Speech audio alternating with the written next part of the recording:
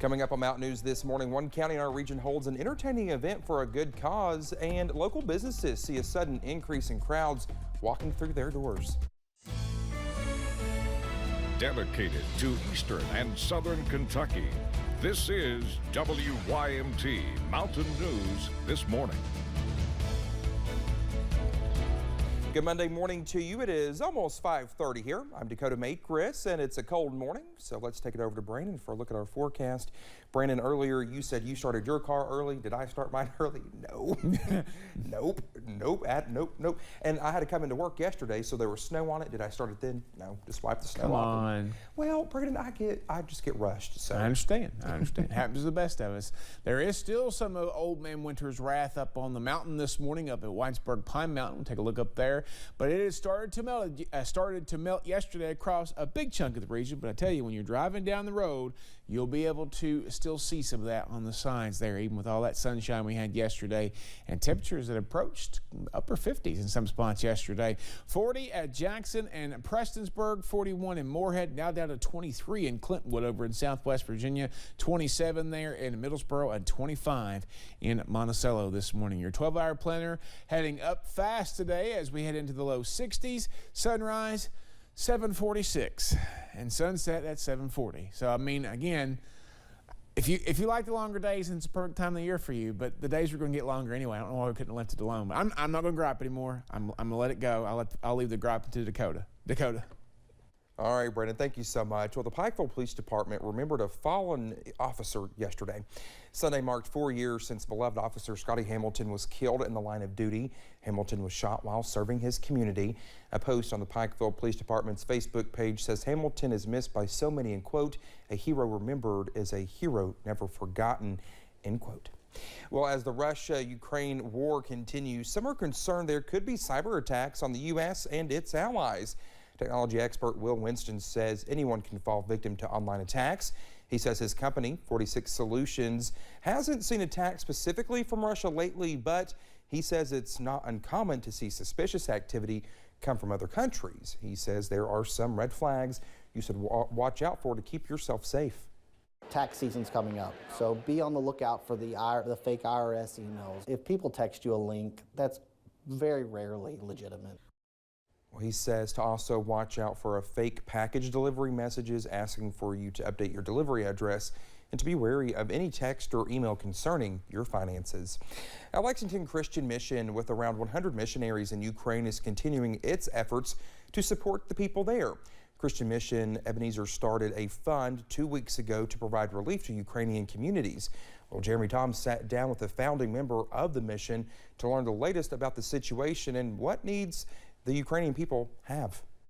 The war being waged in Ukraine has hit very close to home for Alex Chubaruk. His uncle, who is still in the east of the country, just had a close call. And there were parts of the bomb that hit their home and hit his bed where he usually sleeps in. And he says one of his former mission partners was killed in a humanitarian corridor. He left 12 children and a wife behind. But each tragic story of war was rivaled by one of courage. His missionaries have had safety as their highest priority, but they're also hard at work in their communities. A lot of them that are saying, you know, this is my hometown, this is where I have been putting all my time and efforts to preach, to live.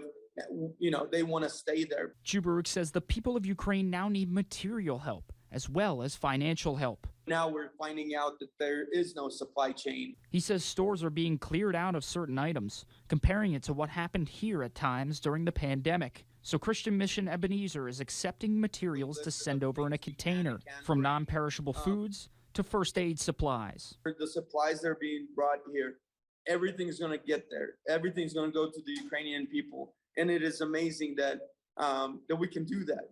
Chubaruk was beyond grateful for the Lexington community, which has raised over $70,000 already. But he still maintains that the most important form of support is prayer. Keep praying about Ukraine. We believe that God can stop this whole thing. In Lexington, Jeremy Toms, WKYT. Members of the Owsley County Sportsman Club held an entertaining event during the weekend, well, for a good cause. Folks who participated in the lollipop shoot event had fun shooting at these small lollipop-sized targets with the stock rifle. The goal of the event was to raise $2,000 for 4 separate scholarships, and that goal is important to members of the club. Most of our club members, we believe that education is probably the best path out of poverty. Eastern Kentucky, you know, we live in one of the poorer counties in the nation. Well, one of the club's biggest fundraisers, a banquet, is set to be held on May 7th. With Love from Harlan, leaders said on Facebook they are ending operations. Leaders said they believe this is the direction God wants them to take. They said by law they have to give their possessions and money to another nonprofit, so they chose Ann's Pantry, an organization they have worked closely with. The organization reached out to a donor to donate a washer and dryer to help the homeless population on behalf of With Love from Harlan, calling this the last act as an organization. Within the Hazard area, it seems as though many local businesses, particularly our restaurants, are experiencing a sudden increase in customers. Our Alyssa Williams talked with local restaurant workers about some of the things that could be causing this seemingly random jump in business. Even after the Sunday lunch rush and church crowds start to leave, customers are continuing to walk in local restaurants like the Big Blue Smokehouse in Hazard. We have noticed a small increase in business. Big Blue Smokehouse manager Miranda Noble says she feels as though the sudden increase in customers can be attributed to sports fans. I think the SEC tournament had a little bit to do with that. We noticed a little uptick around tournament time. Noble adds that the recent change in COVID guidelines also helped to bring in more people. With the COVID restrictions being lifted or at least loosened, people are ready to be out. They're ready to be social again. And when severe weather is on its way and many people rush to the grocery store to pick up milk and bread, people are also going out to eat in case they get snowed in. If there's a call for bad weather, we've definitely noticed people try to get out immediately before the weather hits, so that there's usually a little bit of rush of people trying to get out while they still can. Noble says looking at the obstacles and changes the restaurant had to overcome throughout the past 2 years, it's nice to see old faces and new ones walking through the door. Especially as a family-owned restaurant, we have a lot of regulars, so it was great to see them coming out again. Keeping up with our local businesses and the subtle things that impact them the most. In Hazard, Alyssa Williams, WYMT Mountain News. Noble adds that the restaurant's change in location may have also contributed to an increase in business.